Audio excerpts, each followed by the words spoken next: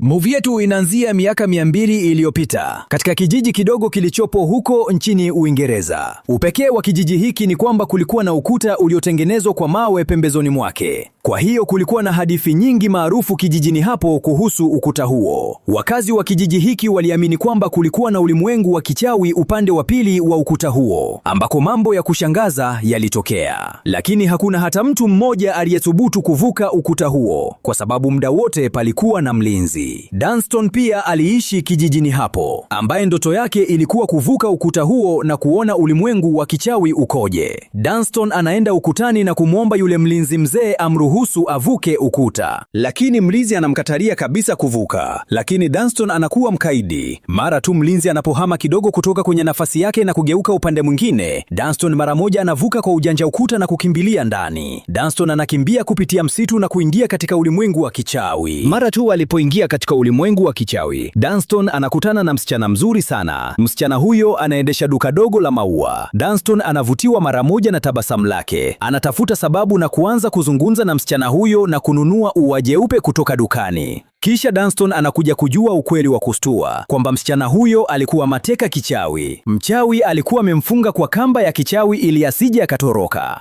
Moyo wa Dunston ukavunjika kuona hali yake. Dunston alijaribu kwa nguvu zake zote kukata kamba hiyo, lakini mara tu kamba ilipokatika iliungana tena. Kwa kweli kamba hiyo ilitengenezwa kwa uchawi wa hali ya juu sana, na angeweza kuwa huru tu baada ya mchawi huyo kufa. Licha ya hayo yote, hii haikuzuia kitu. Dunston na msichana yule walifurahia usiku pamoja, na kisha Dunston akarudi kijijini. Karibu miezi 9 ikapita, lakini ghafla siku moja yule mlinzi mzee anagonga nyumbani kwa Dunston. Lakini safari hii hakuwa peke yake, bali alikuwa na mtoto mdogo kapuni, akimwambia mtoto huyo ni wako na yule msichana. Dunston alimchukua mtoto yule bila hata kuuliza swali na kumpa jina la Tristan. Miaka 18 inapita. Tristan sasa amekuwa kijana na amempenda sana msichana mrembo aitwaye Victoria. Lakini Victoria hata hampendi Tristan. Moyo wake tayari ulimpenda mvulana mmoja tajiri aitwaye Humphrey. Siku moja Tristan anapojaribu kumpa Victoria maua, Humphrey anamuona anakasirika na kumpiga sana.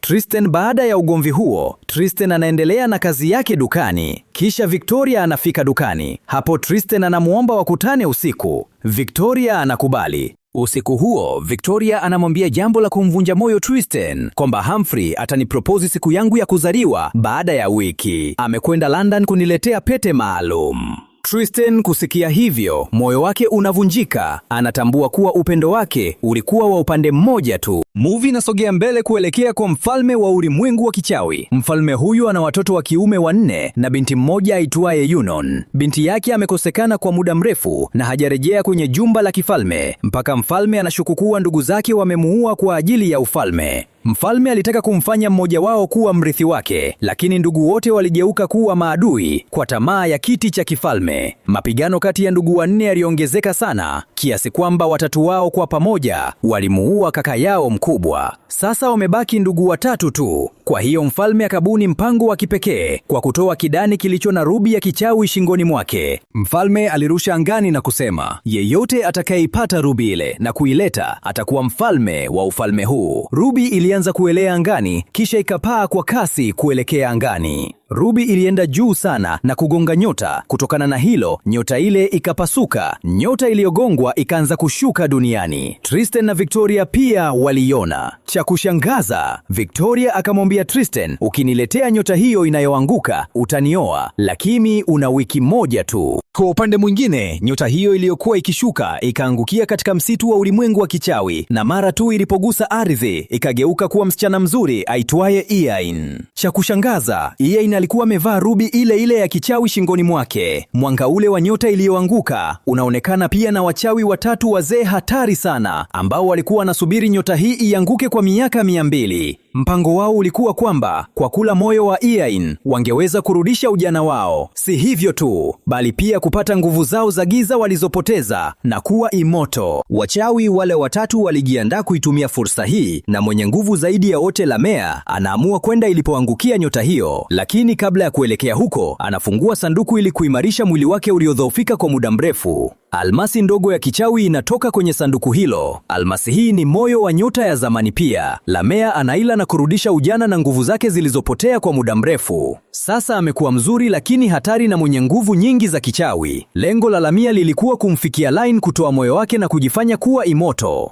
Tristan anajaribu kuvuka ukuta kutimiza ahadi yake kwa Victoria, lakini ule mzee mlizi wa ukuta anamzuia na kumrudisha kijijini. Alipofika kijijini, akamweleza mambo yote baba yake. Dunstan akamsimulia stori yake kuhusu kukutana na mama yake Tristan na ukweli wa ulimwengu huo wa kichawi. Dunstan akamkabidhi Tristan ua jeupe na kamba ya kichawi kama aliyokuwa amefungiwa mama yake, na pia akampa barua aliyomwandikia. Wakati akisoma barua hiyo, Tristan anagundua kwamba kuna mshumaa wa kichawi uliokuwa umefichwa ndani yake. Maajabu ya mshumaa huu ilikuwa kwamba baada ya kuuwasha humpeleka mtu moja kwa moja mahali alipopafikiria. Tristan aliwasha mshumaa huo na kumfikiria mama yake, lakini mshumaa wa kichawi ukampeleka moja kwa moja kwa Ian na anaangukia juu yake. Kilichotokea ni kwamba Tristan alikuwa amefikiria kimakosa kuhusu nyota ile iliyoanguka. Ndiyo maana alifika huku kwa Ian na si kwa mama. Tristan anamuuliza Lain kuhusu nyota, lakini anamwambia kwamba yeye ndiye nyota iliyoanguka. Tristan anapopata habari hiyo, anafarijika na kuamua kumfunga kwa kamba yake ya kichawi ili kumpeleka kwa Victoria. Wakati huo huo, katika ulimwengu wa kichawi, wana watatu wa mfalme wako kwenye mzozo mkubwa sana kwa ajili ya kiti cha kifalme, na badala ya kufuata njia zao, wanapanga kuangamizana. Siku moja wale ndugu watatu wanajaribu kuuana, kila mmoja kwa kuchanganya sumu kwenye divai, na matokeo yake ndugu mmoja anakufa, na sasa wamebaki ndugu wawili tu.